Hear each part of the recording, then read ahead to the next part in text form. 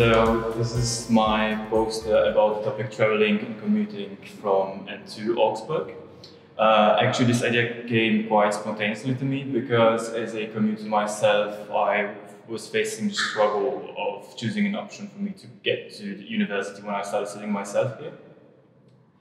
And yeah, so I got inspired by different projects about commuting situations, such as an award-winning DPR project, which was called Einsteigen bitte so pendelt Deutschland, which was actually an interactive interface that showed the commuting figures of German citizens within Germany. And this was like something that I wanted also to talk about in my graphic. So yeah, I was checking also a lot of commuter figures from the Federal Labor Office, which helped me a lot because they also used kind of a map to show their results. And in the end, I decided to create a map myself where I would show the general commuter figures first, and then by choosing a frame that I would like to analyze within the project, I choose different counties surrounding Augsburg city and the county of Augsburg to make the comparison of the different means of transport.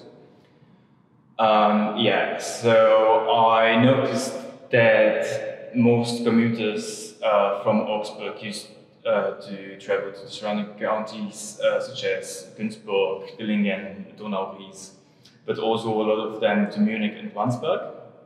So I decided to focus on these ones, and then I looked up the administrative center of each county so that I had a reference to make my calculation about distances and to look for direct connections to get there.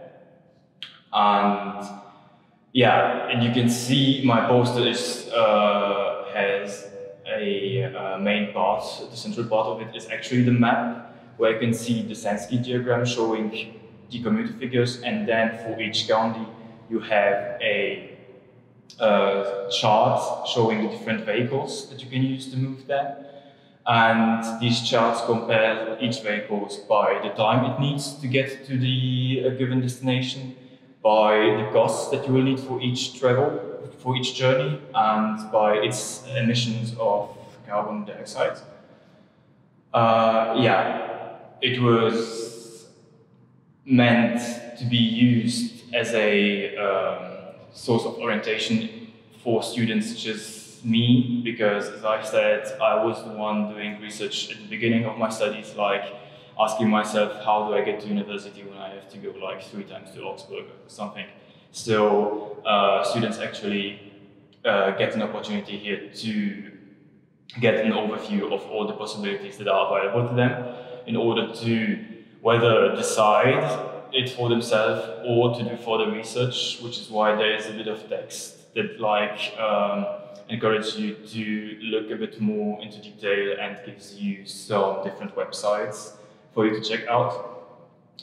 And in the end, yeah, I think this is a good solution that I at least wished I had back then. And I think it is also a good starting point when it comes to commuting out of Augsburg and to Augsburg as well. All right, thank you for the great presentation. I really enjoyed it, and I also liked the simplicity in the poster. And that made me wonder, what sources did you use? Were there a lot of sources, or how did that went? Okay, so because of quarantine, actually I was kind of limited, and I had to use the internet as my main source provider, so to say. As I mentioned before, I went looking for commuter figures at first in order to give me an idea of what I wanted to do. And for that I used the website of the Federal Labor Office that also has a specific site about its commuter figures.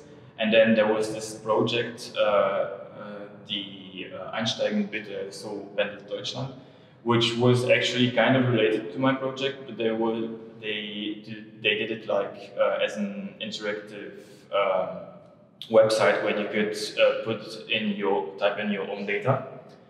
And yeah, for the numbers, of course, when it comes to costs, I looked up for statistics that giving like information about the average cost of fuel or the average fuel consumption of an average vehicle in Germany, and then so all of these cost data are referring to that.